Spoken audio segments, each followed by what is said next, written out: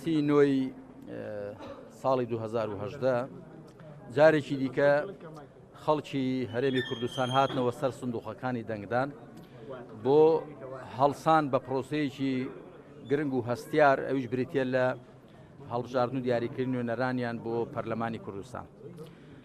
بێگومان حاڵەتی تەندروست بۆ هەر کۆمەلگایەک ئەوەیە کە دەسەڵات بەدەست خەڵکەوە بێ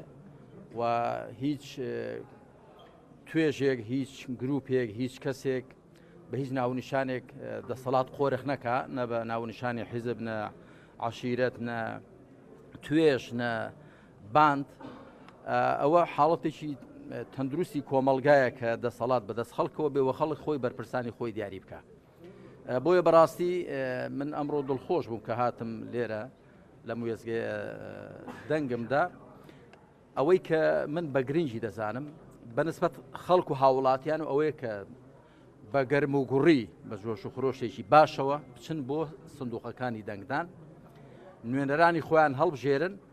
شایەدی بدەن بۆ کەسانی کە بە شایستەیان دەزانن کە ئەوە هەم مافێکە و هەم ئەرکێکی شەرعی و نیشتیمانیشە و لە ڕاستیدا هەر کەسێک کەم تەرخەمی لەوەدا بکە بابزانێک کە گوناهبار دەبێت چونکە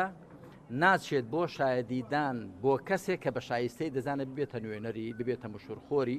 کە دوایش لە هەناوی پەرلەمانیشەوە دیارە دەسەڵاتی جێبەجێکردنیش پەیدا دەبێت. بۆیە ئەو فەرمایشتەی پێغەمبەر دەیگرێتەوە عەلەیهی سەڵات وسەلام کە دەفەرمێ من ئەصبح لا یهتم للمسلمین فليس منهم. هەر کەسێک ڕۆژ بکاتەوە و گرنگی بە مسلمانان نەدا گرنگی بە کۆمەلگاکەی خۆی نەدا لەوان نییە واتە لەو هەڵوێستەیدا لە ئیسلام و لە مسلمانەتی لای داوە. بۆیە من دڵسۆزانە ڕوو لە هەموو لایەک دەکەم لە هەموو توێژەکان لە هەردوو ڕەگەز لە هەر پێگەیش کۆمەڵاتیدا بچن دەنگی خۆیان بدەن